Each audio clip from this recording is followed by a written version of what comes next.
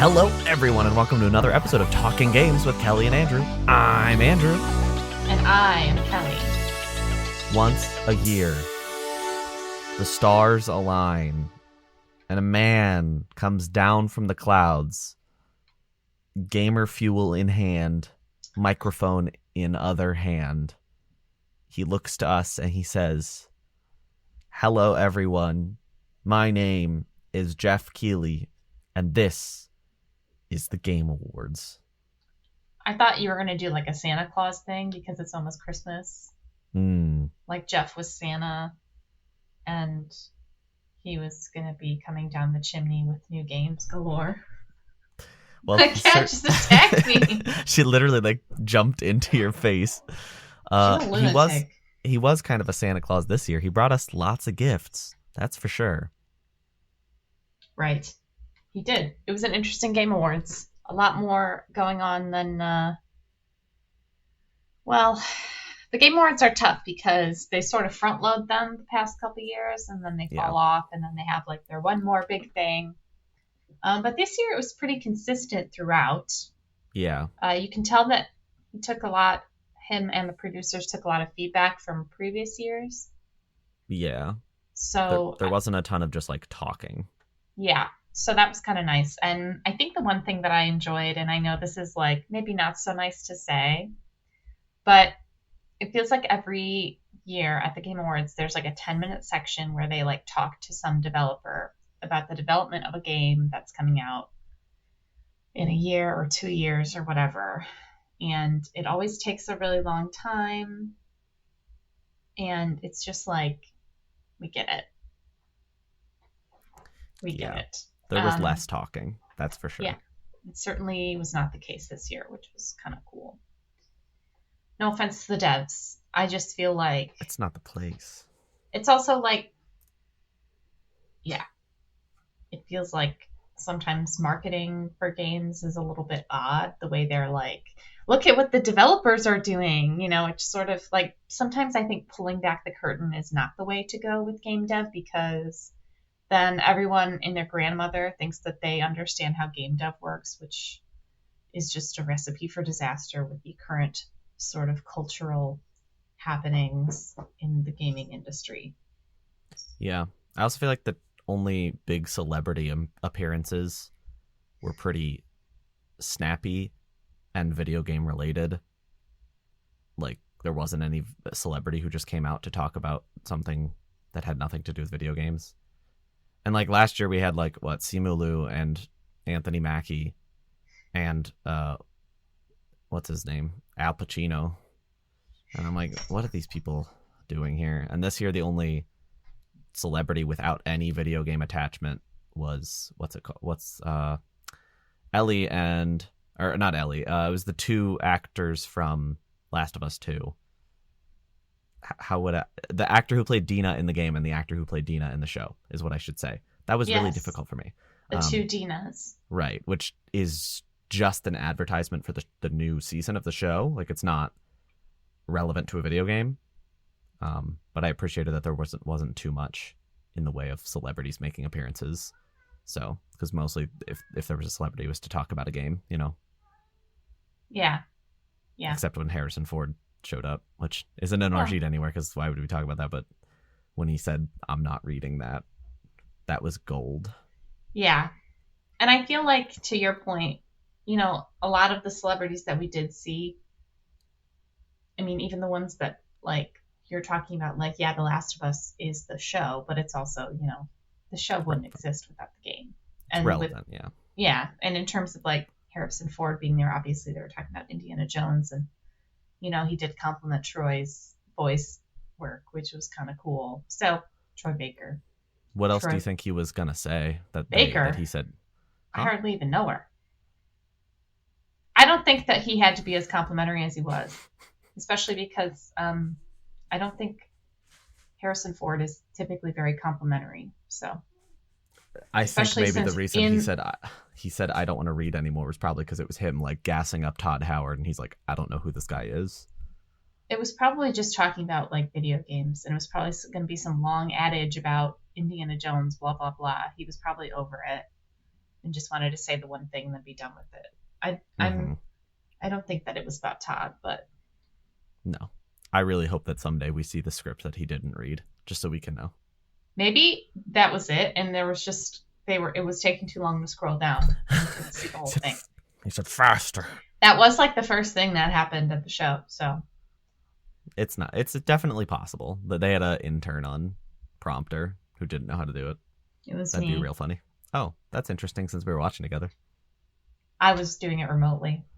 And that's why you were having trouble because you were also laughing about things happening. Yeah, yeah, Well, I thought it was a good show. It was the best Game Awards in a long time, which isn't saying a ton, but it just maintained a decent pace. Like there were down moments, but it was never like insufferable for very long. Like it felt like there was always something. Anytime it was getting slow, it would drop something on you that was interesting. So I'm glad that it was not terrible, and it did make the 3.5 hours was not too long. It was longer than maybe it should have been. Like I feel like that show should be 2 hours long and just cut the commercials and just make it a very straightforward show. But that's never going to happen. So this is probably the best form of that 3.5 hour format. yeah. So shall we jump into everything that was announced? It's a bucket full. Let's. They open up their pre-show with Ninja Gaiden Ragebound, which is being developed by the Blasphemous, an indie side-scroller Metroidvania game you may be familiar with. They are developing that game for Bandai Namco, and that comes out in summer. I'm sorry, Koei Tecmo. And that comes out summer of 2025. I think it looks exceptional. I was very, very happy to see. It's a really cool way to bring dormant IP back, to give it to indie developers who clearly have the chops for it. The graphical style is incredible. I think it looks really fun, really frenetic, and I'm looking forward to probably giving this one a try. I think it's a cool way to return to that series. Yes. Yes. I feel like there's a lot of the tone of this show is like there's a lot of returning to previous IPs and such. Yeah. Yeah. For sure. In new and fun ways. New Yeah. and exciting ways. Yippee! So the next game that they announced was a multiplayer game by Warren Spector, who, for those who don't know, created Deus Ex, the video game, the sci-fi video game. This is a multiplayer stealth game. It's called Thick as Thieves. I don't know. I didn't think it looked particularly good. Sorry, as I was speaking, my computer, everything froze on my computer. Myself, you, the trailer that I'm currently watching, and I was like, I don't know what just happened, but Hey, as long as that Audacity number still rises. Oh yeah, it didn't look good to me. It looks. I think if it was a single player game, I'd probably look at it again because Warren Spector making a new game would be really interesting to me. Deus Ex is a staple of video games, but it's multiplayer. I feel like immersive sims and multiplayer kind of don't. Maybe it'll be really exciting, but I feel like those two things don't really go hand in hand intrinsically, because how do you make a truly immersive sim game that's a multiplayer game? Right. Another funny revival, one that most people probably did not see coming, was the return of Pac-Man, but not as a maze puzzle game, and not even as like a 3D platformer where you play as Pac-Man, but instead as a Metroidvania, a very dark one, in fact, called Shadow Labyrinth that's coming out next year. If you happen to watch Secret Level on Amazon that came out last week, you would have seen, this imagery already, but it's about playing as this like alien creature with a sword that's essentially working with or working for a little floating robot Pac-Man, trying to get out of this world. I think it looks a little crappy. I do think like graphically it's very unimpressive, but the concept's really cool. So I hope maybe it's just like needs some polish, or maybe the gameplay will really keep it elevated. But because it is a cool concept, I think it's a fun concept to have like Pac-Man be essentially like a gameplay assist to a more traditional video game character, but definitely not what I'd have expected from the Pac-Man IP. I mean, I feel like the Pac-Man IP is just Pac-Man, and then occasionally a 3D platformer. Yeah, I think it's yeah. I mean, I think the design of it is really interesting. I think it is a good idea for well, good idea. I think that instead of like rehashing, remaking, remastering old games over and over and over again, I think something cool. It is cool to reimagine things in this manner and create something new out of something that there's it's such a familiar concept of Pac-Man. It's like Pong, you know, it's like everybody Mm-hmm. knows what Pac-Man is. So sort of reimagining it is interesting. Mm-hmm. Um, Especially in this like dark light. yeah, it's cool. You know what else is cool? Football, or as us Yankees call it, soccer. And you know who decided they wanted to make a soccer game? Are the people who made Sifu. Not really sure. It's an interesting pivot, but you know, it is what it is. It's called Rematch. It's an online football game. Looks a little bit like, well, I was going to say Rocket League, which is football, but you're in a car. But you are a person, not a car. So I think it looks like soccer is what it looks like more than anything. why? So I okay, you're right. Because I made the joke during the show. I was like, oh, I didn't know you could like play Rocket League without the cars.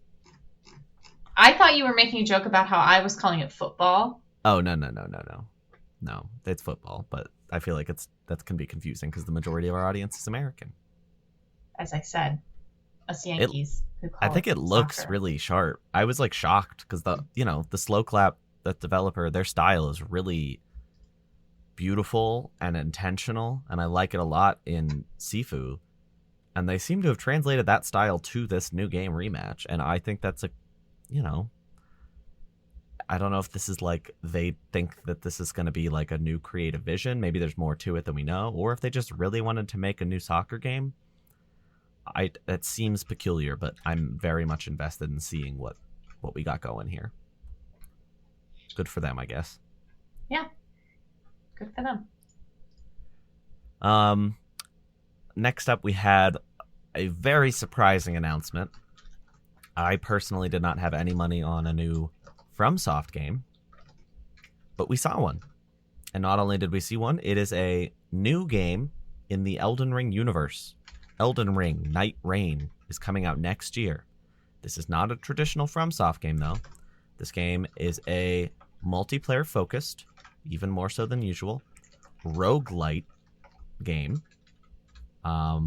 with elements from many other games, including Fortnite.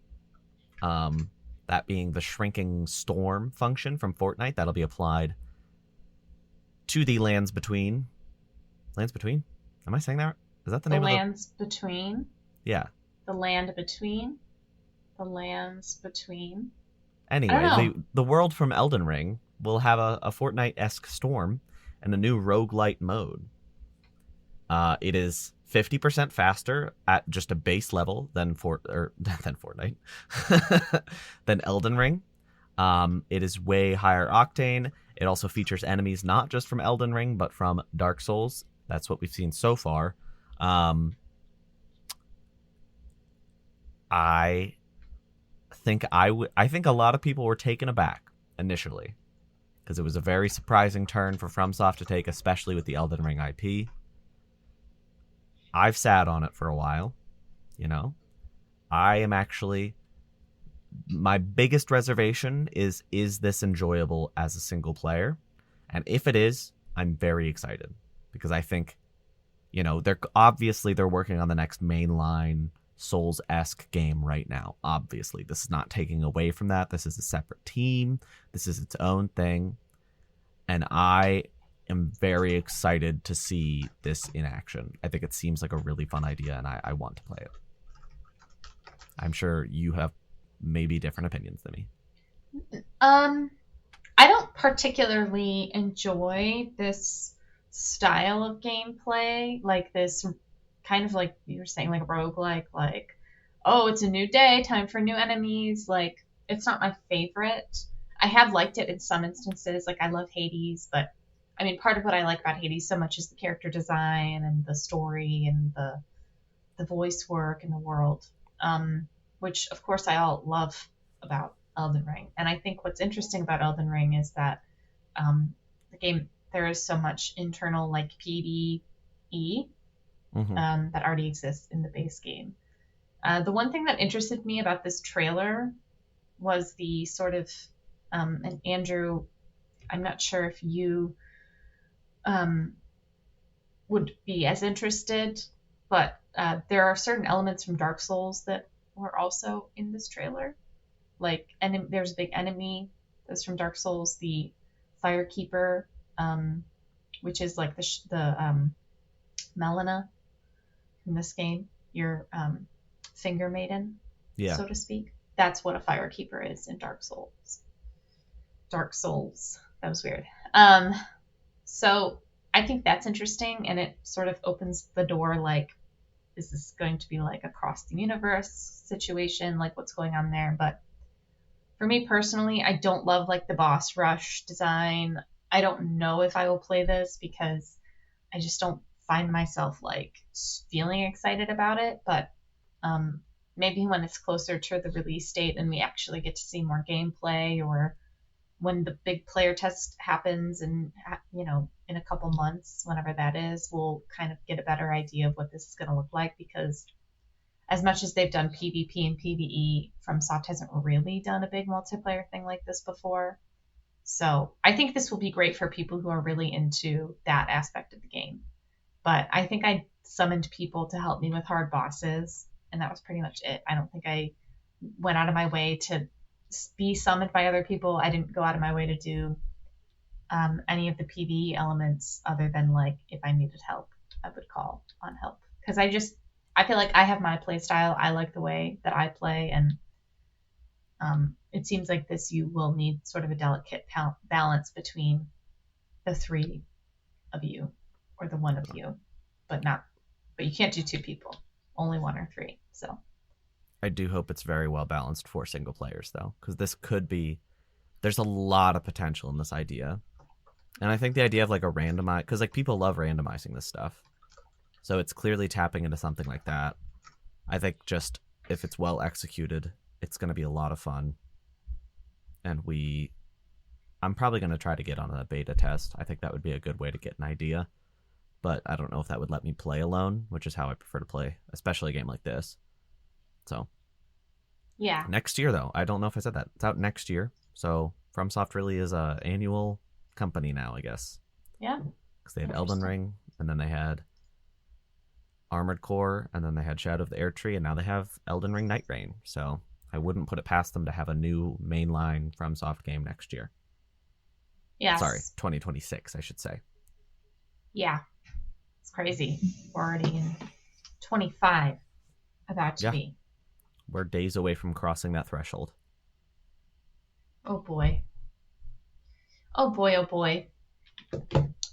So another sort of surprise, well, maybe not a surprise if there were leaks that you saw, but It wasn't another even leaks, they said it.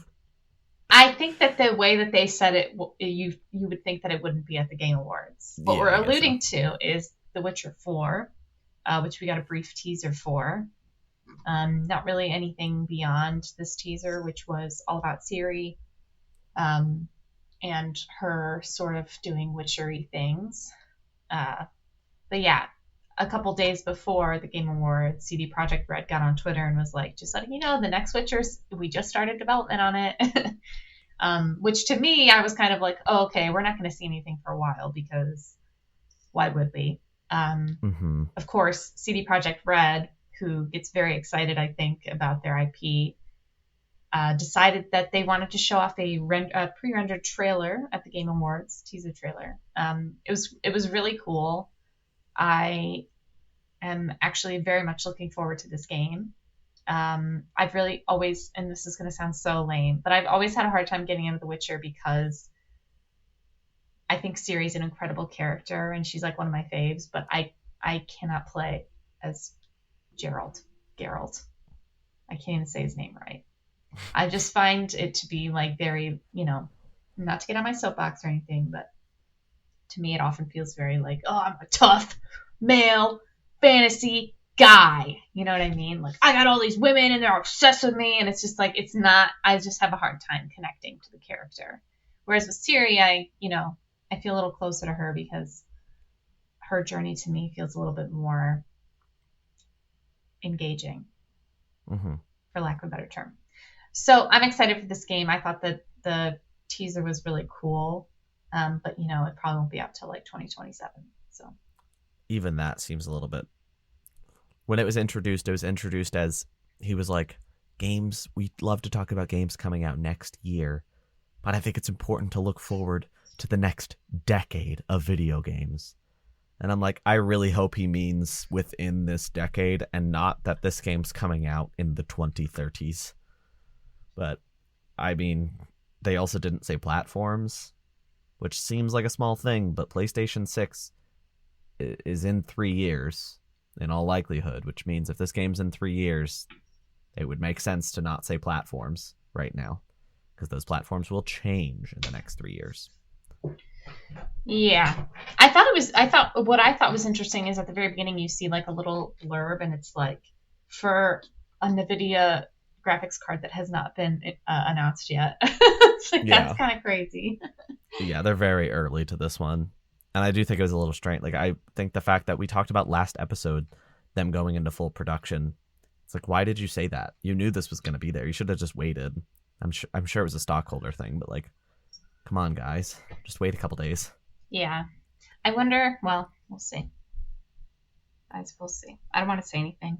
Sometimes it feels like these places don't necessarily learn their lessons, but what I feel like I've learned this year is that I am among the many people who do not know how game development works, nor do I think people really understand just how corporatized it is, Mm-hmm. and how heavily invested that stakeholders and shareholders and C-suites and all that fun stuff actually Very affects the development process, the writing process, what gets shown and when. So, yeah, very interesting.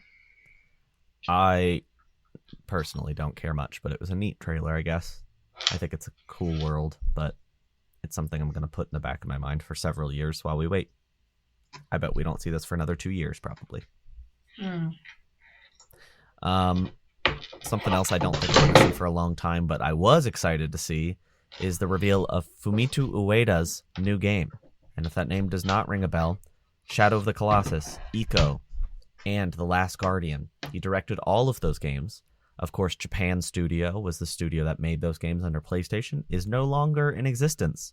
So he went off to do his own thing. His new game does not have a title, but it appears to be some sort of mech video game, and it's being published by Epic. I do think that the fact that it's being published by Epic is a little disappointing, but, they're not necessarily bad for creative development. If they let him make this game and they give him the budget he needs, I think this could be really cool. And it was a very cool teaser, even though it didn't really show much. But it did give, it was pretty clear to tell that this is an Ueda game, like the way that the character moves and stuff, even if the setting is very unique. So, yeah, I thought this was a cool teaser. I think this is one of those things that's also like, I guess we'll see this in, however many years. But too many. Yeah, but it was still cool to see. And you're right, it's so like stylistically on brand, for lack of a better term, that it really inspires a lot of thought as to what the game is actually going to be. So, and I think it's a cool direction because I've only ever played Shadow of the Colossus, so that's my frame of reference. Because Last Guardian came out like what? 2016. 2016, so 8 years ago. Mm-hmm. Oh my god. And that was in development forever. So, I mean, and this project doesn't even have a name yet. I don't know. But it's interesting the way the game has sort of shifted, or I should say the style has sort of shifted, and looks a little bit more futuristic now. But like from my frame of reference, which was Shadow of the Colossus, there was an interesting element of like, you know, the sort of organic of the Colossus mixed with the weird like lights and the sounds that they made. Yeah. Was almost a little bit technological, but maybe they're like going full throttle with this project. Yeah, this is almost like a natural extension of that in some senses. Yes, for sure. For sure. Obsidian's got count them, two games coming out in 2025, according to the Outer Worlds 2 gameplay trailer that they showed off at the Game Awards. This would mean Avowed in February and Outer Worlds 2 in, I'm going to guess, like maybe September. But anyway, the point is that we got a new trailer for Outer Worlds 2, which was announced like a year ago. That was like 3 years ago, wasn't it? I don't think it was that long ago, but maybe it was like last year or the year before. I don't think it was 3 years ago. I'll check while you chat. But anyway, like forever ago. So we got a new look at the gameplay, what this game is going to be. It looks pretty similar to the first Outer Worlds, just a little bit sleeker, maybe more defined. It was 3 years ago. It was announced in June of 2021. Oh. Jeez. That's crazy. Anyway. Yeah. What did you play the first game? I played a couple hours of the first game. I never finished it. I'd like to get back into it though, because I do remember enjoying it. I have a hard time sometimes with like Obsidian games because I feel like they lean kind of hard into, what's the word I'm looking for? I don't know. There are certain elements of it that are like, oh, we're an RPG. Not really though, which is like fine, but you know, for so long we were like marketed as like, this is the RPG company, especially like post Fallout New Vegas. I don't know. I think I was a little disillusioned with the whole thing.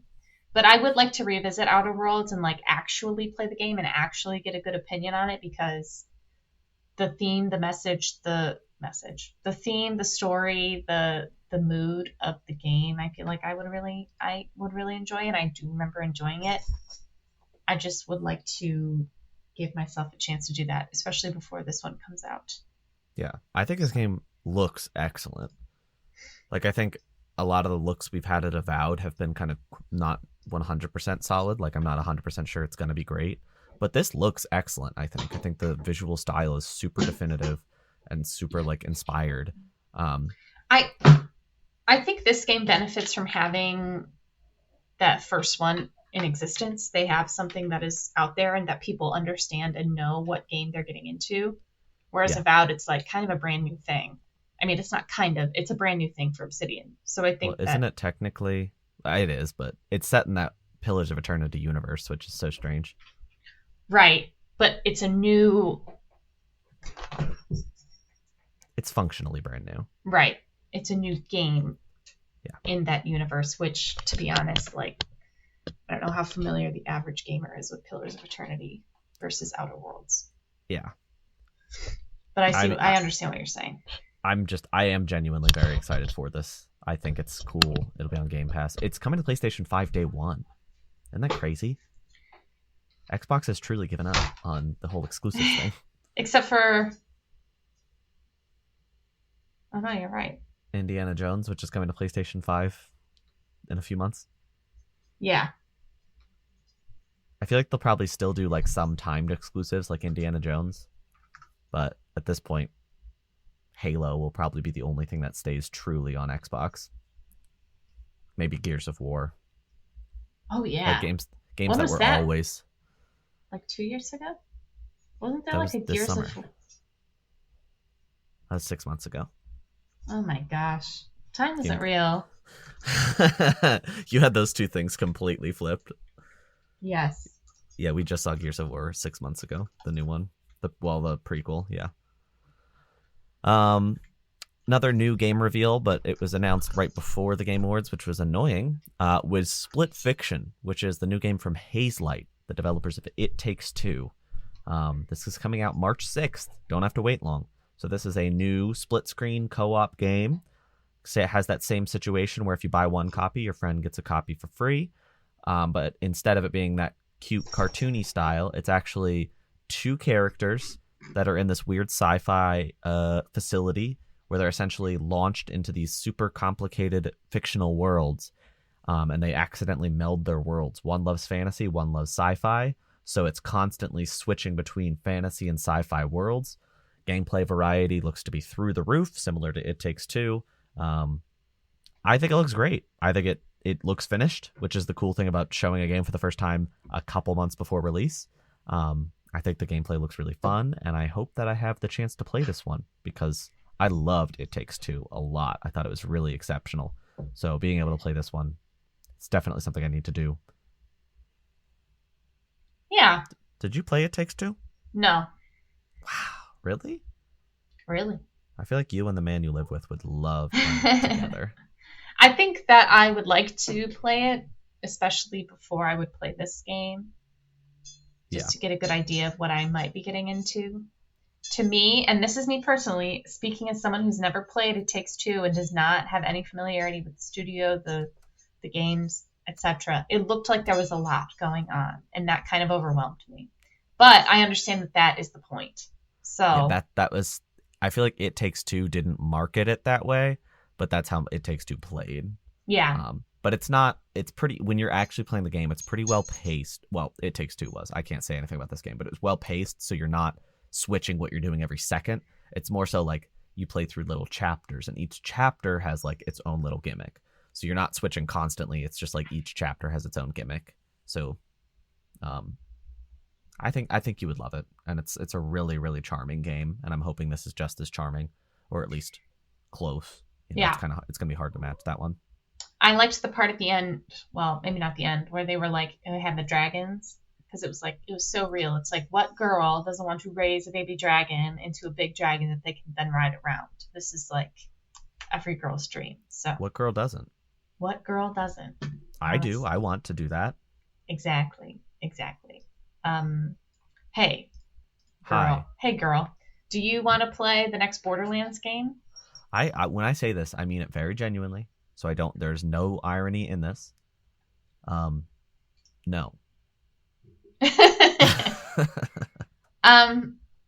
Yeah. So we got another trailer for we got an actual trailer for Borderlands 4. We saw Randy Pitchford. He came out on stage. To show Don't off you this love trailer. him? He's my favorite.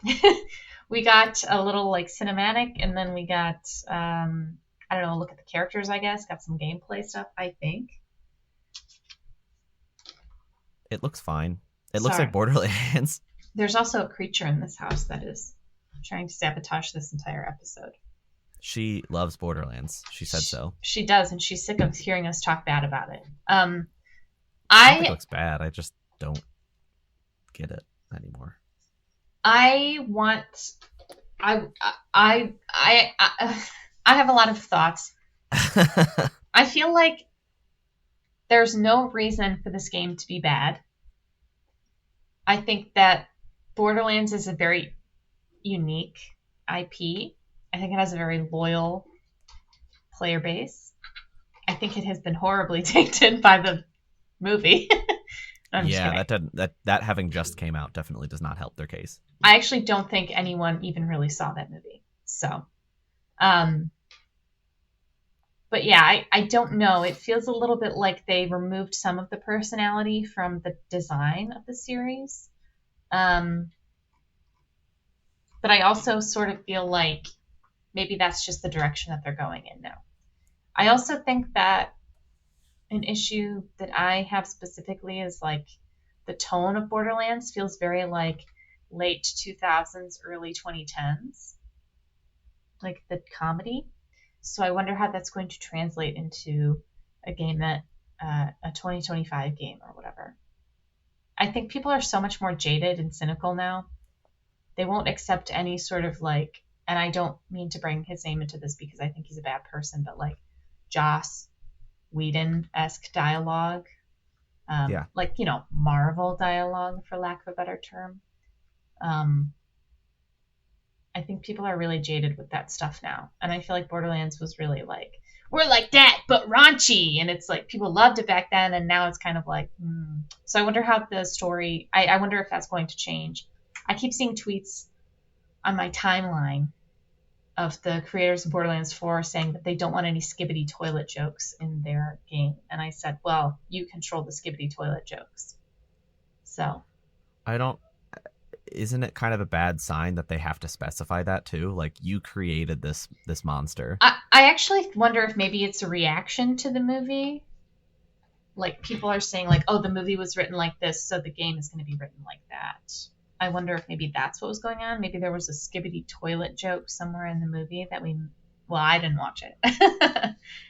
But yeah, we'll see. I'm interested to see, because I feel like this game could go either way. It's really hard to tell from what we have seen, like, what it's actually going to look like in the end. It was horrible seeing Randy Pitchford, though. Please keep that man off my screen at all times. Yeah, that sucked. Like, why him, of all people? You couldn't put, like, a dev out there. Or, like, oh my god, even the marketing intern. Anybody but him, please. Or just don't have a person. Just be like, here's a new trailer, and show Borderlands 4. Yeah. He's not like a personality that people are like, oh, it's Randy. It's like people see him and they're like, ugh. Yeah. But it is adding to the crazy 2025 list. Like we'll talk about it later, but our 2025 preview is going to be like, it's going to be dense. It's going to be a dense one. It's going to be dense, like a good brownie. Like a great brownie, like the ones they make over at Ria Gotoku. I can't say that name. Wouldn't it be the creators Gotaku? of Yakuza, RGG, as I like to say because it's easier. They announced a couple things. They announced Virtua Fighter Return.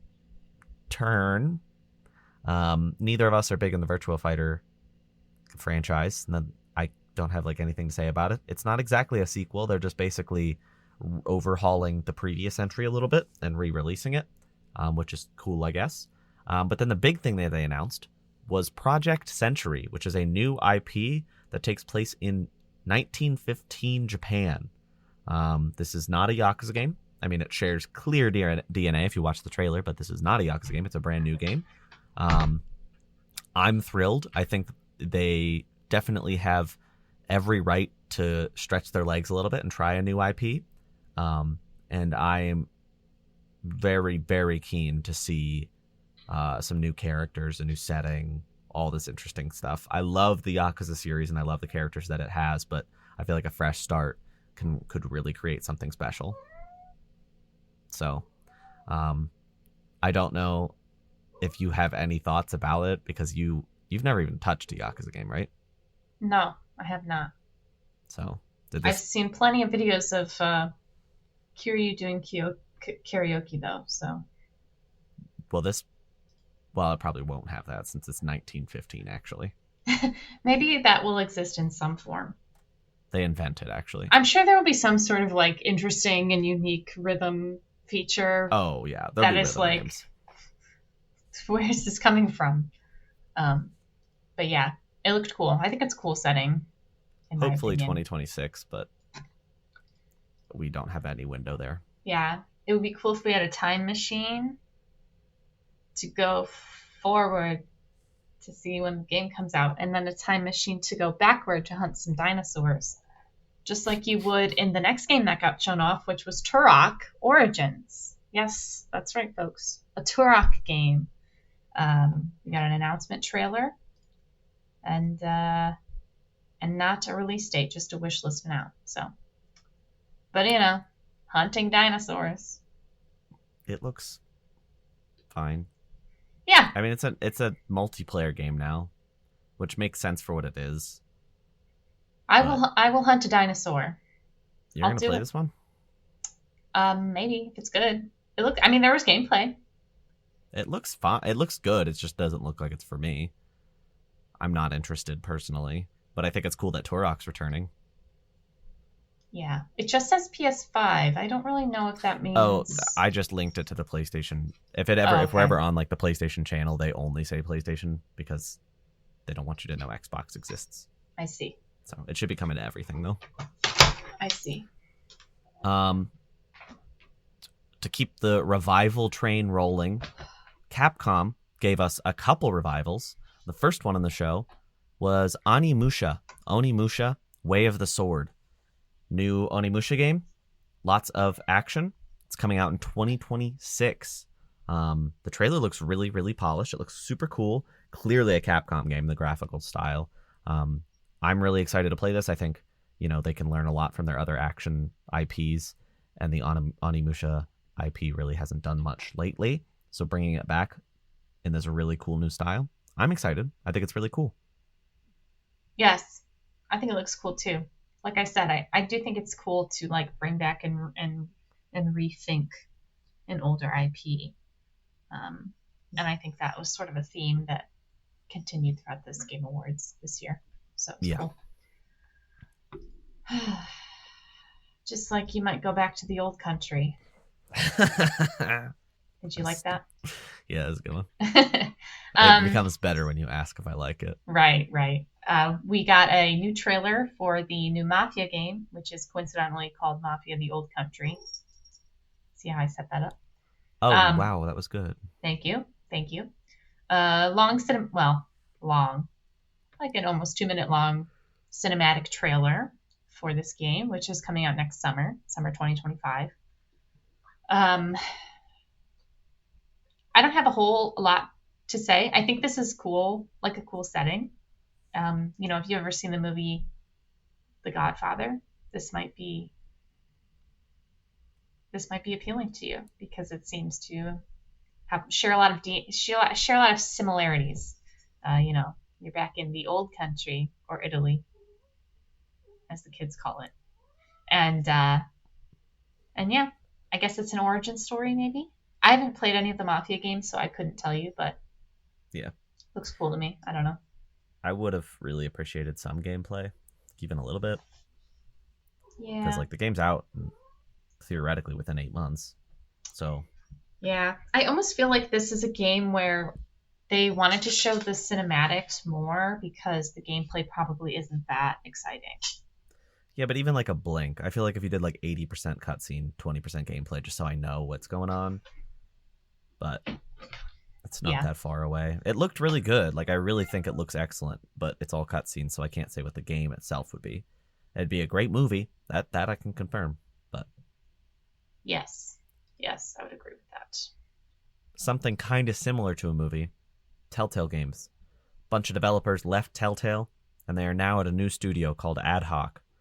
And that studio is releasing a game in 2025 starring Aaron Paul, Laura Bailey, Matt Mercer, Jacksepticeye, bunch of other people. I'm not going to list the whole list. It's called Dispatch. It's about a washed-up superhero played by Aaron Paul acting as a dispatcher for superheroes. So he dispatches superheroes to crime scenes. It has a very cool comic book style. I honestly think it has an incredible graphical style. Like, it looks really, really, really impressive. And it seems like a really pure version of what Telltale used to make. I was pretty darn impressed with this trailer. So yeah. You're more of a Telltale person, though, so I'm very curious about your opinions. And Laura Bailey and Aaron Paul and Matt Mercer. Yes, that's so true. That is so true, because all of those people I've watched hours and hours of in my life. Even Aaron Paul watched hours and hours of Breaking Bad. Anyway, yeah, I agree. I thought this trailer was really cool. It's unique. It's different. And I kind of jokingly, before it started or before we really got into it, I was like, oh, it's like that 911 like dispatcher game on Steam that's like $20. Mm-hmm. Lo and behold, I was not altogether wrong. That's exactly right. Superheroes. But yeah, it looks cool. I think that the cast is really interests me because it seems to be a collection of, primarily Hollywood movie and TV show actors like Aaron Paul and Jeffrey Wright. And then, professional voice actors like Laura Bailey, Matt Mercer, and non-professional voice actors like Jacksepticeye. I thought that was interesting. Jacksepticeye was in the Five Nights at Freddy's movie. No, he wasn't. I was wrong. He was in Monster Prom. Oh, my God. This cat He's driving me crazy. He was in Monster Prom, uh, and he did a great job in that. And he's done a ton of voice work. Um, I just don't think he does it in a professional sense, which is why. Yeah. But He'll but probably knock this out of the park, though. yeah, I'm sure it'll be great. I'm really looking forward to this game. And like you were saying, it does seem to have sort of the original Telltale spin on it. Mm-hmm. I see that Travis Willingham is in the game as well. He's also someone who I've listened to hours of. So It that's just great. it also, like, I know I already said this, but I want to repeat, like, the graphics are really, really impressive to me. I think that the visual style is truly, like, incredibly sharp. I'm pretty blown away at how good it looks. Yeah, it looks good. I'm excited for this one. This was actually probably maybe my second, no, probably my third most exciting thing that we saw. And the next two are actually the next two. Oh, okay. I was gonna say, what did we say before this that was more exciting? Um, I'll rank my top 3 after we finish. I didn't even think about that. yes. So after this, we got a really cool performance by the orchestra. And what they were alluding to was a teaser trailer. Alluding to, I don't know if that's the right word. What they were showing off was a teaser trailer for the Okami sequel, which is crazy. Capcom, Hideki Kamiya. I can't believe he's back. That was the real shock to me. Yes. I mean, Okami's crazy, but how'd they get him back? I mean, Yeah. I know. I guess, yeah. And, maybe with the promise of beautiful Okami, I don't know. I thought it was kind of funny, maybe not funny. I don't know. On Twitter, Hideki Kamiya is on Twitter, and someone was like, does anyone else think the Okami 2 teaser trailer was AI? And he quote tweeted them and was like, why would you say this, you idiot? And I was like, well, he put his foot down. I love his Twitter. Like, that's the only reason I might consider returning to Twitter, is him calling people insects and stuff. Yeah, he's got a really interesting presence on that platform. But then again, pretty much anyone who's left on there has an interesting presence on the platform, if we're being honest. Yeah. Nothing super concrete with this teaser, not even a window or anything beyond the fact that they are making this game right now. So that's what we've got, which is really cool. Very exciting. I'm very curious. Obviously, this is extremely cool, but Clover Studio coming back has a lot of potential, I think. Like, I think there's a lot of cool things that team could do. So I hope that this is the start of something really special and not just a one-off. Yeah. Because I don't know. We don't know for sure if Kamiya's back in Capcom or if this is like a contract deal. Obviously, Clover's Studio, bad name. I get that they're like, oh, it's the sequel to Clover, but it's hard to say Clover's Studio. I'm curious if they have other stuff in the pipeline. Maybe they could bring back other directors. I don't know. We'll see. Yeah. Very interesting. That was shown to us as the one last thing. Jeff said one last thing, and then he cried a little bit, literally. Showed us the Okami 2 trailer. Everybody was like, wow, good job. And then he said, sorry guys, I lied. There's one last thing. Well, like, really this time. And then we got a look at a space game of some sort. We, didn't know exactly what was going on. There's a spaceship with a Porsche logo on it.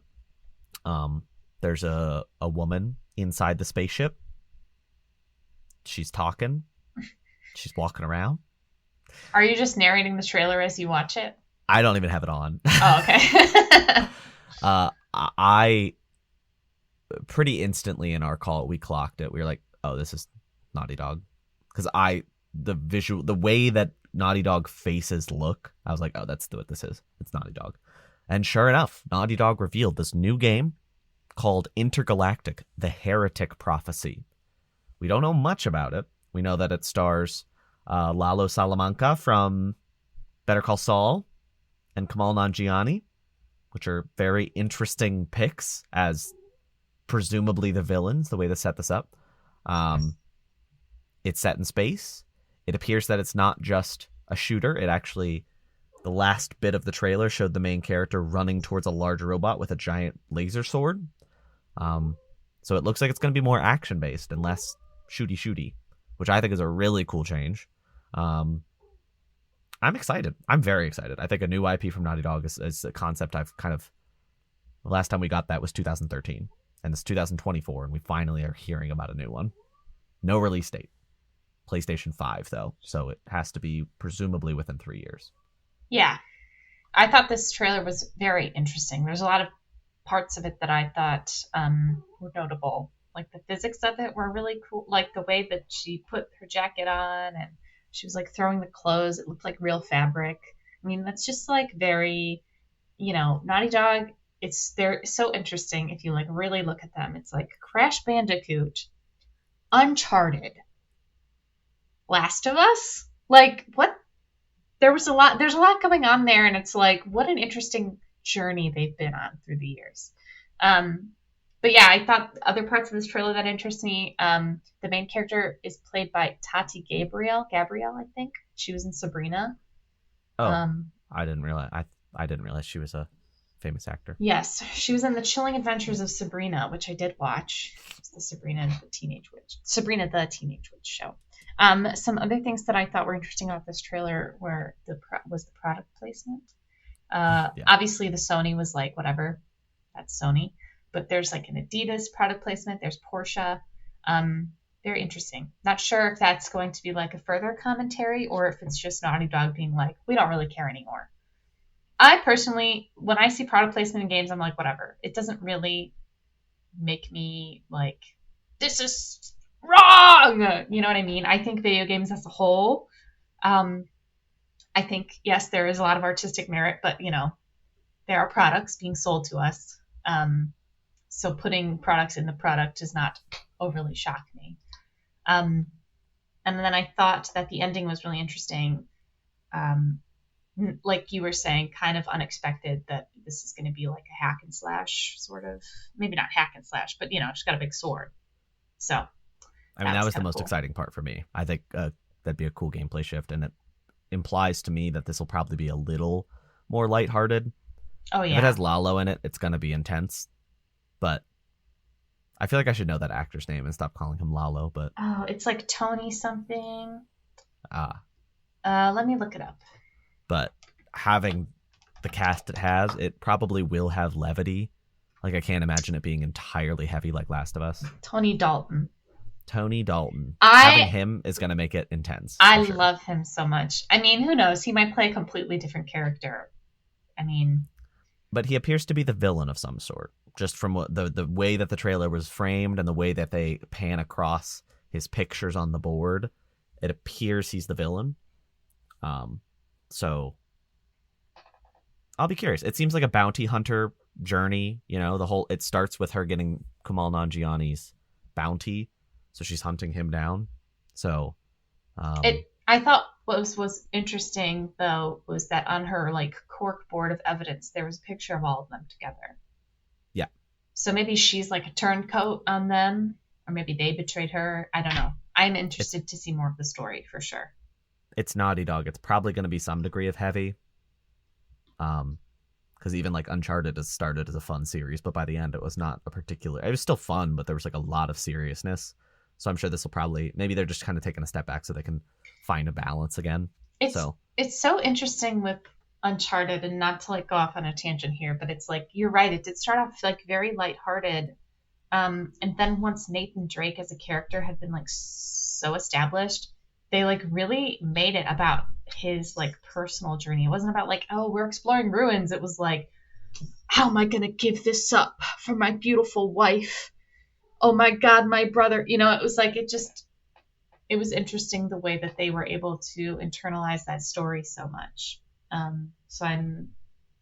feel like all of Last of Us was quite internalized. It was all about Joel, and it was all about Ellie. The clickers and the world was sort of dressing for their stories. So I wonder how this game is going to sort of strike that balance. Obviously, our main character, who I'm reading, is named Jordan.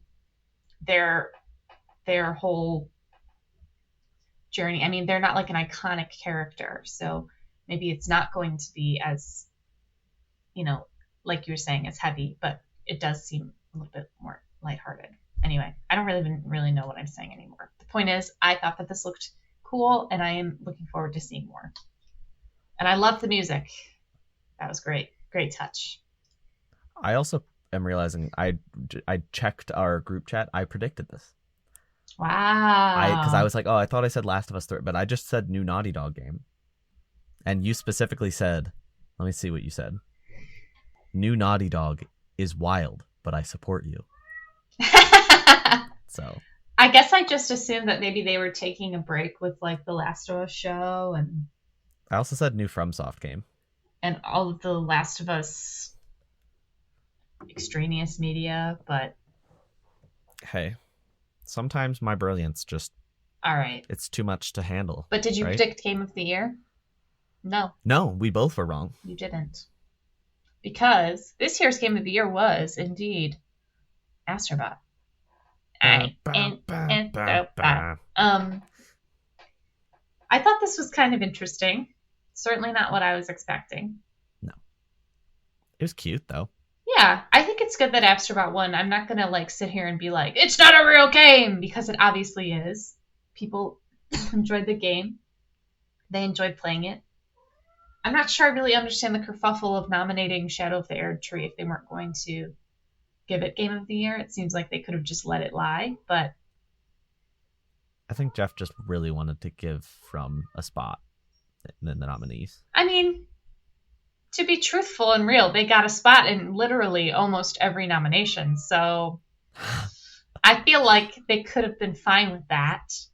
But part of me, the conspiracy minded part of me, is like maybe Jeff pivoted at like the last minute and was like, I'm not going to do this. Let's give it to Astrobot. Not to diminish the accomplishment of the Astrobot developers, just saying like, I don't know why that happened. Why was he like we DLC is totally fine for Game of the Year if it's different enough.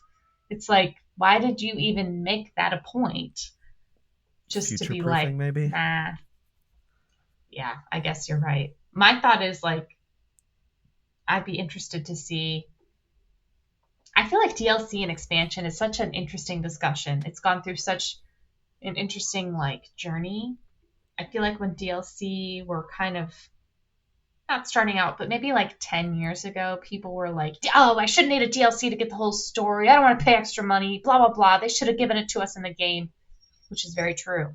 But now I feel like people have a higher demand for DLC. It's like they want that extra thing, which is fine because in a lot of cases it does add more. Like I'm thinking about like Phantom Liberty specifically, which added so much to Cyberpunk, in my opinion. Shadow of the Air Tree, which adds so much to Elden Ring. But I don't know. Like people, I'm only saying this because I see the people who play Dragon Age because I'm in that group of people and I see their thoughts and their opinions, unfortunately. Just kidding. No, I'm not. The point is that they're all like, we want DLC. We want DLC. And it's like, the game that was released was like complete and they've been giving little updates here and there with like new armors, etc., etc. I don't think we need DLC, and I think it's fine for us to not have to spend like another $30 on this game. I don't know. It's just an interesting conversation, not one that I'm trying to like get super into. Just something that I've been thinking about lately. I think there's an easy solution to this too, and that's just to have a best DLC or expansion category. Yeah. It seems like there's enough to fill that category every year. Yeah. And you don't have this worry. Yeah, I think about like, was there DLC for Uncharted 4? No. But there was The Lost Legacy, which was a different game. Yeah, which was not nominated for anything. Was that before Uncharted 4 or did that come after? After. It came out in August of 2017. Okay. But that was kind of like, yes, it was a separate game, but it wasn't really full price. And no, it was very functionally similar to what we're dealing with here. Yeah.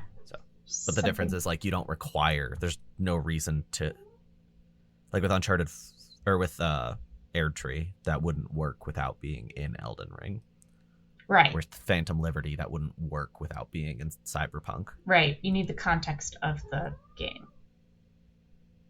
In the game. Yes. I hear you. I see you. I see you. I hear you. I'm hearing you and I'm seeing you. I'm seeing you. I'm hearing you. I was happy to see it win in the sense that the acceptance was very authentic and very sweet. Yes. And also, anybody who gets mad is, with the most respect in the world, dumb. Because it doesn't matter. If your game of the year is different than this game of the year, then that's the end of the story. That's your game of the year. It's such a personal thing that it doesn't matter what some grand institution says is the game of the year, you know?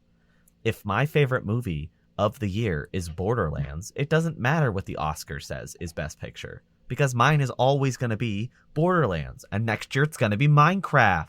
Mm. Mm-hmm. Mm-hmm. So that was the Game Awards. Oh, it was interesting. I will say that much. It was There not were miserable, that's for sure, and there were a lot of really good announcements. yeah, yeah. I had a lot of. I, I think that there was like the way that they do the awards still is kind of weird to me, and we've talked about it, but they kind of just like speed through a ton of them, and the big ones obviously like performance. I don't even like what did they even performance score they did. The score is cool because they get to do the orchestra. Yeah. But, you know, I feel like if they really, I don't know. I guess for timing purposes, they want to do the teasers and stuff rather than be like, okay, and the best accessibility, get up here on stage. You know what I mean? Like, but still, I feel like sometimes, I don't know. There are certain awards that I feel like, yeah, there are some awards that I feel like should be recognized, like the Accessibility Award or Action Adventure RPG or whatever. Obviously, like I don't think Content Creator of the Year needs to go up on stage. I don't think that esports organization needs to go up on stage. But what do you mean? Do you remember when Boogie 2988 won that? Is that real? Yeah, he won that in 2015, I think. That's actually crazy. Yeah. That's a crazy That's probably fall-off. why they don't do that. I don't think they should. I really don't think they should. With all due respect to content creators, not Boogie, but others. Wow. No, you don't have the due respect for Boogie. I really don't. If you can believe it, I don't. That's shocking. I feel like we shouldn't talk about him. He'll find us. He's small enough fry now that he's gonna find us. Hey. What? What'd you play this week? Well, Kelly, I played a brand new release. Kinda. Sly Cooper is a franchise from PlayStation 2. The second game was also on PlayStation 2. But brand new to me in the sense that they put it on PlayStation Plus Premium finally. I played this game probably 4,512 times when I was a young one. I played it a lot, and so I was very excited to have it on PlayStation 5 so I could return to it properly in a setting that wasn't miserable, because the only other option was streaming it, and that was not always the most fun. But I had a great time returning to this game. I ended up speeding through the entire game pretty quickly, partially because it's just easy, and also because I've played it so many times. It was just so nostalgic. I think the game has aged a little more than I had expected. It wasn't perfect, that's for sure. It's a little unpolished in some places, and the way that it really pushed forward open zone design, because it has 8 levels, and each level is like an open zone, and you can go to different missions within that zone and collect things all within that zone. So it's like mini open worlds. I think that's a huge groundbreaking thing to do, but it was one of the first to do it, and I think it kind of, because of that, it didn't have quite the polish that it could. But I really had fun going back to it. If you've never played the Sly games, you can't go wrong. I think skipping the first one is fine. The first game is like a linear platformer, so it's a lot different from this one, which is non-linear. I like the second one better, but it's hard to tell where my bias starts and ends because I never played the first when I was a kid. I started with the second, and I have such deep nostalgia for it. So when I ended up playing the first one for the first time when I was like a mid-teenager or something, it was fun, but I was like, this is not the same game at all. So now I'll probably go into Sly 3 at some point, not immediately though, because they are very similar games. I'm probably going to go back to my backlog, but that's all I played this week. Apologies on that one. I have a question about Sly for you. Sly, go ahead. What is the subtitle for the second one? Band of Thieves. And what's the subtitle for the third one? Do you know? Honor Among Thieves. I think I played the second one. Did it start in Paris? Yes, I played the second one with Carmelita Yeah. Fox. Well, she's in all of them, but yeah. You can actually play as her in the third one, so you might want to play the third one. I was so into that when I was younger. I was like, oh my God, are her and Sly going to get together? It was like a big deal for me. I think maybe you should play the third game. Oh my God, stop. And I really liked, I remember when I was younger, sorry, not to like Give me one feature and I'll tell you who it is. Nostalgic faced. The part in 2, I would always get stuck, is when you were trying to get the guy, the lizard guy, the chameleon. Dimitri. And I would always get stuck at his boss fight. It's pretty difficult. It was. I really liked when you go to like India in that game with the tiger boss. Yes. Oh my God, so many memories. I should go back and play them now too. You should play Sly 2. It's so nostalgic. And it runs really well on PS5. Plus, there's you can rewind. So if you're having trouble with the Dimitri boss, you can cheat. I don't think I would have trouble with it now because I'm a 28-year-old woman. And at the time, I think I was like 11. But, I love that game. I love that game. And what I would do, when you're younger and you play a video game and you like make up your own thing and you're like, oh, I'm going to do this in this world. That's what I would do. Yeah. I didn't really follow the objective very closely. You're going to have a lot of fun returning to it. I very highly recommend it. Do it. Okay, sorry. Tell me what else happened this week for you. I watched the new Amazon show Secret Level. Half of the episodes came out on Friday of last week. The other half come out this Friday. I watched 5 of the 8. I didn't watch the rest because I didn't like the show very much. I watched 6 of the 8. The Pac-Man episode was quite entertaining. It's actually what that new game from the Game Awards was based on. The Armored Core episode was pretty interesting, starring Keanu Reeves, which I didn't know ahead of time. And then the Sifu episode was pretty good as well.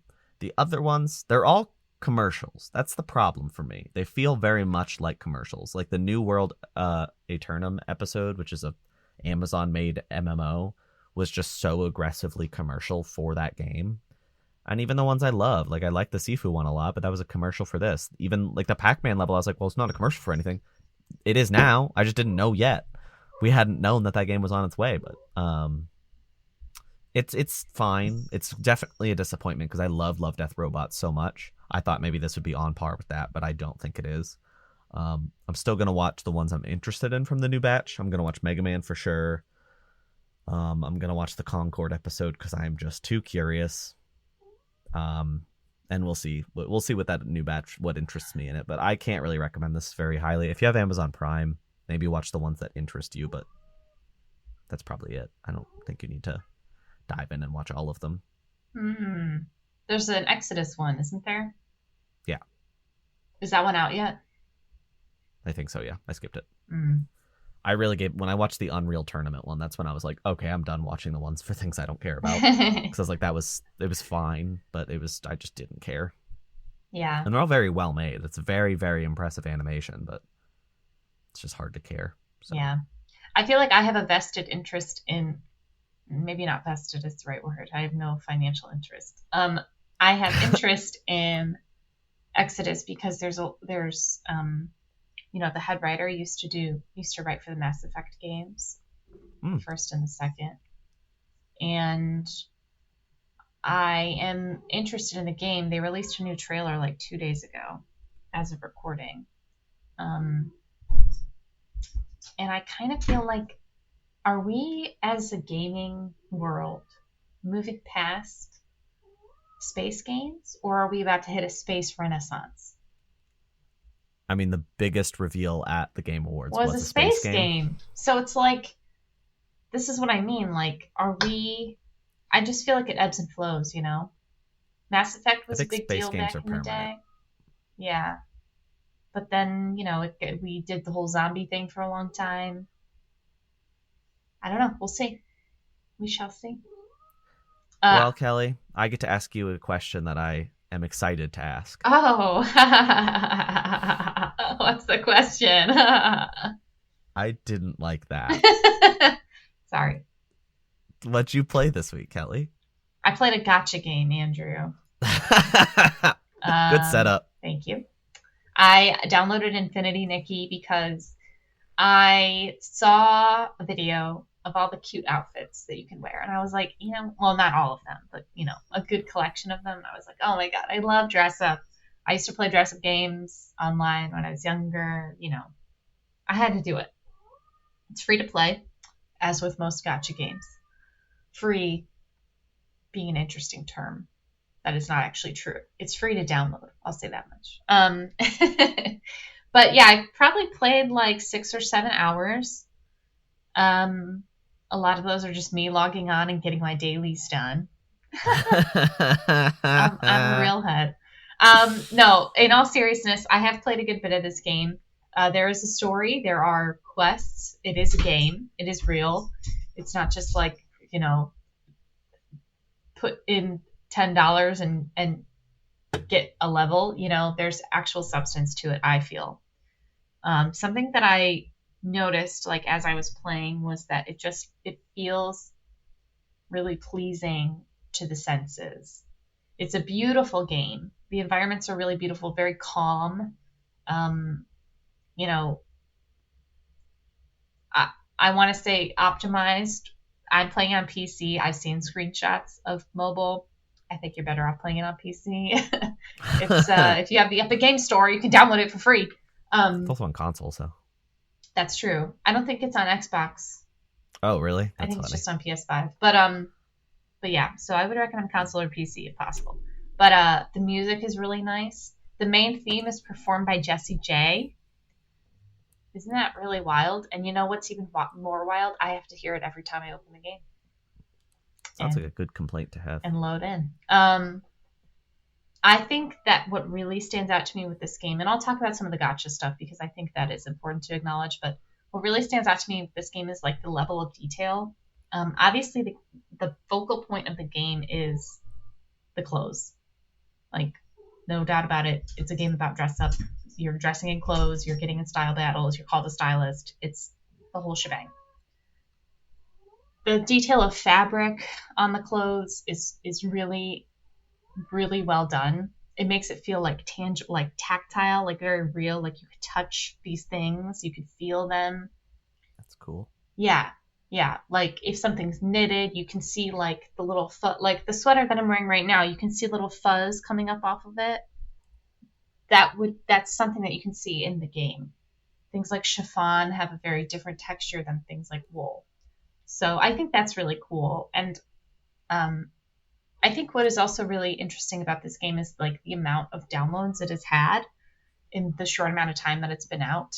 I think it also sort of speaks to, and I don't want to get too soapboxy here, so cut me off if I'm doing too much, but please. I think it speaks to this idea that, games are not often marketed towards certain audiences, when marketing towards those audiences could be a really great opportunity to bring in more people to your game. Mm-hmm. Not to be stereotypical, this game was obviously made with a more feminine audience in mind. And to see that it has had so many downloads and so many people playing it, I think really speaks to the idea that, as much as the space can feel really dominated by masculinity, there is also a very high demand for feminine audiences to be recognized as well. Not to say that just because it's a dress-up game. I think that we see this time and time again with these really heavy story-driven games too. Not saying that, not trying to stereotype here or put anyone in boxes. Just want to say that that is something that I think should be mentioned and is notable. And like I do want to talk about the gotcha elements a little bit because I feel like I personally, like, I don't think that games should be spend money. I don't think that's a healthy way to play a game.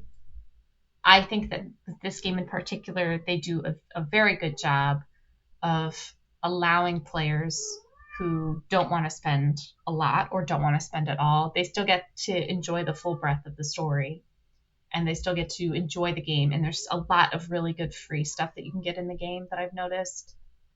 And I think that the currency that you get in game to spend on that stuff is relatively easy to acquire. So things could change as the game continues in its lifespan, because it's a gacha game, so it's just going on and on and on and on. But as of right now, I feel like it does give a relatively fair shake to people who are not wanting to spend, hundreds of dollars on a gacha game. So, and I also have to say, I think the vocal performance of the main character is really good too. Can I ask a question that you're not going to want to share the answer to, maybe? Yeah. Dollar figure. How much have you spent on this game? $15. Oh. Okay, that's nothing. Plus 10 more. Okay. Is there another plus after? No. Okay. No. I've actually only spent 15. Oh, okay. Is that just the cost of the battle pass, or did you also do pulls? But just the battle pass. I'm not doing pulls. I believe that would be too addictive for me. Just the battle pass. The battle pass. You do get in style battles in the game. I mean, it's a battle. It's a battle. I mean, of I'm glad you're able to enjoy it without, because like $15 for a battle pass is not bad if the game's free, as long as it's not a new battle pass every like month. Yeah, it's fun. Do you know how long the battle passes last? I don't know. I'd have to check. I think this one started when the game started, which was like a week and a half ago. I think it was longer than that. Let me see. Infinity Nikki release date. I just like that the day it came out, I was texting you. December 5th. That's right. I like that the day it came out, I was texting you being like, have you started? Even though I didn't know if you were going to play it, I just sensed that you were going to play it. No. Well, you have a good sense for that. Do you think, because next week we're going to be talking GOTY Game of the Year, without spoiling anything, obviously, because next week's episode is important, but do you think there's a chance it could make an appearance in some sense? Infinity Nikki? Yeah. Yeah. Is there a chance? Okay. Maybe we'll be talking about it next week then. I'm sure you could glean my Game of the Year if you have been listening to the things that I've been saying for the past 2 months. I'm still excited to have conversations. Yeah. I think there's a lot. This year was very interesting. So. Yeah, I agree. But I also will say I didn't really play that much anything new this year, to be honest. A lot of the stuff that I played was from years past. We're going to have a Kelly's Honorable Award, which is Kelly giving Game of the Year to something that didn't come out this year, separate from her actual Game of the Year. Oh my gosh. It doesn't even have to be something you played. What if it's Sly Cooper too? Hey, it might be. It might be. You have a few days. We're recording our end of the year stuff in a few days here, so that we could take some time off. And I wouldn't be surprised if next time we talked, you had played all of Sly 2. It's only 10 hours long. It's easy to sit down and just destroy that. It felt like decades when I was younger. I know, because it was so hard, and so it was also like difficult to understand like where the objectives were sometimes for me when I was like 8 or 7. Mm-hmm. And now as an adult, I'm just like, oh, I press L3 and then it tells me exactly where to go. I feel like there was another female character that I really enjoyed in that game. Neela. Did she wear like a beret of some sort? No, she wears a scarf over her head. She's a purple tiger. That's probably who it was. Oh yeah, yes. Oh my god. Yeah. Wow. Well, Constable Neela. You're going to be playing that tonight, aren't you? Oh my god. I actually might. I just unlocked something for you. That's so exciting. I also have some thoughts about Sly Cooper, but I'll keep those to myself. We'll save those for the Game of the Year special. That'll be the explicit episode. On that note, it was great talking to you guys. I hope you had a really great time watching the Game Awards. If you did. Well, before we go, what were your top 3?